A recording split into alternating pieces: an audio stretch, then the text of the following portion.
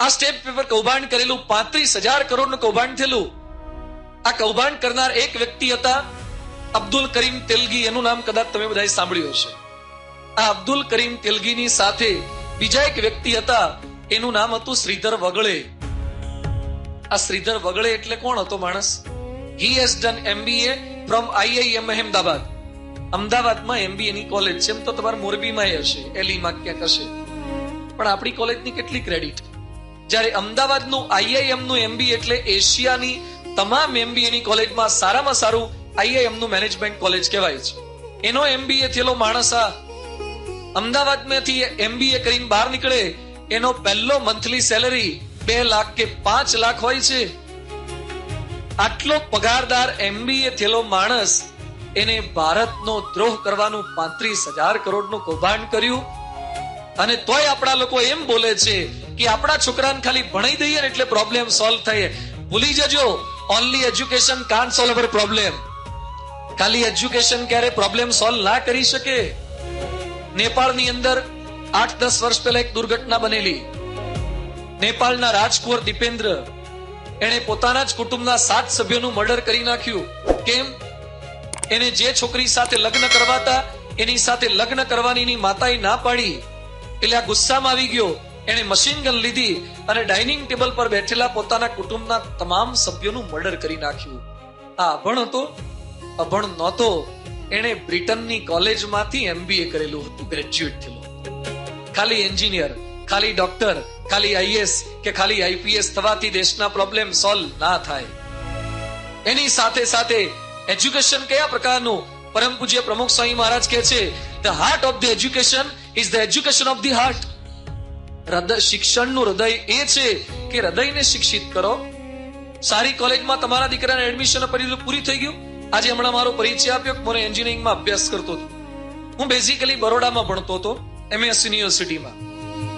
MS university ગુજરાતમાં બહુ સારું નામ પહેલા તો હતું, કારણ કે એ વખતે આટલી બધી પ્રાઇવેટ કોલેજો નહોતી. ગુજરાતની સારી કોલેજો LD અને MS કોલેજો ગણાતી હતી. MS તો LD કરતા પણ જૂની કોલેજ છે. આ કોલેજનું નામ શું છે? મહારાજા સયાજીરાવ ગાયકવાડ યુનિવર્સિટી. આ તો કોલેજ વાળા એ સરકારે પાડેલું નામ છે. કોલેજમાં ભણતા છોકરા છોકરીઓ પાડેલું નામ શું ખબર છે? શું બોલતા ત્યાં ભણનારા છોકરા છોકરીઓ? MS it means marriage settlement university. Marriage settlement university. અંદર ગયા હોય ત્યારે નારાયણ એકલા હોય, 4 વર્ષે બહાર નીકળે ત્યારે લક્ષ્મી નારાયણ અભ્યામ નમો નમો થઈ ગયા હોય. આ કોલેજો છે. આજકાલ સ્કૂલોમાં શું ચાલે છે? આજકાલ કોલેજોમાં શું ચાલી રહ્યું છે? કોલેજમાં chocolate day, rose day, Valentine day. અરે કોલેજમાં ક્લાસમાં જેટલો બેસે છે એના કરતા કેન્ટીનમાં વધારે બેસતો હોય છે. કોલેજની અંદર ફિઝિક્સના લેક્ચર જેટલા એટેન્ડ કરે છે એના કરતા પ્રેક્ટિકલ વધારે કરતો હોય છે બગીચામાં. તો આ થતું જાય છે સમાજની વચ્ચે. એની વચ્ચે એજ્યુકેશન શાસ્ત્ર આપે છે આપણને. રામાયણ એક એવો શાસ્ત્ર છે જે આપણને શીખવે છે કે જીવન કઈ રીતે જીવવાનું છે. ગીતાના 16મા અધ્યાયના 24મા શ્લોકમાં લખ્યું છે, તસ્માત શાસ્ત્રમ પ્રમાણમ તે કાર્ય વ્યવસ્થિત. કે જ્યારે આપણા જીવનની અંદર આ કરવું કે ન કરવું એવો પ્રશ્ન ઉદ્ભવે ત્યારે શાસ્ત્ર આપણને માર્ગદર્શન આપશે. એટલે શાસ્ત્ર એ શિક્ષા સત્ર છે. રામાયણમાં એક સુંદર પ્રસંગ આવે છે. જ્યારે રામ ભગવાનને જંગલમાં મોકલી દીધા, આ બાજુ ભરત એમના ભાઈ એ મોસાળ પક્ષે ગયેલા હતા. ભરત પાછા આવ્યા પછી જોયું તો રાજ્યની અંદર રામ નહીં. ભરતે તપાસ કરી કે રામ ક્યાં? એની માતા કઈ પુષ્પની થાળી, આરતીની થાળી તૈયાર કરીને આવે, અબીલ કંકુ ગુલાલ લઈને. ભરત કહે છે, માં શું છે આ બધું? બેટા મેં તારા માટે માર્ગ નિષ્કંટક કરી નાખ્યો. અરે પણ શું કર્યું? બેટા રામ તને નડે એવા હતા, એ મોટા ભાઈ હતા, એટલે તને તો રાજ્ય ક્યારે મળવાનું જ નહોતું. મેં રામને જંગલમાં મોકલી દીધા. રામ જંગલમાં રહેશે. હવે અયોધ્યાનો રાજા તું થઈ જઈશ. હવે સુખેથી તું રાજ્ય પદ સ્વીકાર કરી લે. પણ આ તો ભરત હતો. ભરત કે છે, જે રાજ્યમાં રામ નહીં એ રાજ્યનું મારે કોઈ કામ. ભરત ખૂબ ગુસ્સે થયા, માતા પ્રત્યે ગુસ્સે થયા. એમાં રાત્રિના સમયે કઈ પોતાના રૂમમાં સૂતા હતા અને ભરતના મનમાં ખૂબ આક્રોશ હતો કે મારી માતાએ આવા રામ જેવા ભાઈને જંગલમાં મોકલ્યા યુવાન અવસ્થામાં. એટલે ભરત ખુલ્લી તલવાર લઈને ગયા કે આજે તો કઈ કઈને પતાવી જ દેવી છે, મારી દઉં. આવી માતાને પૃથ્વી પર જીવવા દેવાનો કોઈ અધિકાર નથી ને એને જીવવાનો કોઈ અધિકાર નથી. ભરત તલવાર લઈને જ્યાં પોતાની માતા કઈ કઈને મારવા જતા હતા ત્યાં વિચાર આવ્યો કે ભરત થોભી જા. આજથી વર્ષો પછી લોકો એમ બોલશે કે રઘુકુળના એક દીકરાએ પોતાની સગી માતાની હત્યા કરી હતી, રઘુકુળને લાંછન લાગશે, માટે તો આવું ના કરીશ.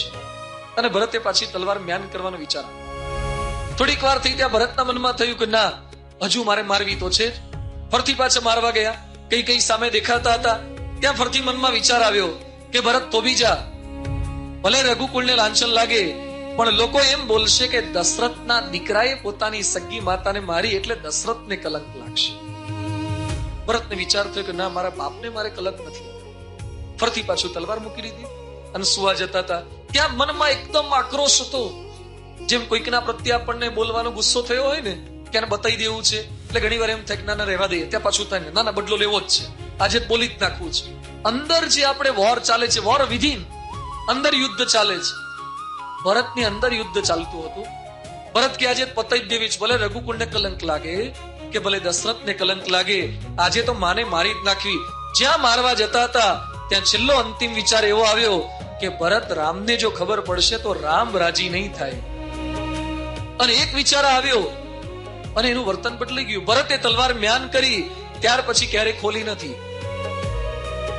જ્યારે આપણને એવું લાગે કે આ કરાય કે ન કરાય, એ સમયે તમને શાસ્ત્ર એ સાચું માર્ગદર્શન આપશે કે આ કરાય ને આ ન કરાય, વિવેક આપશે.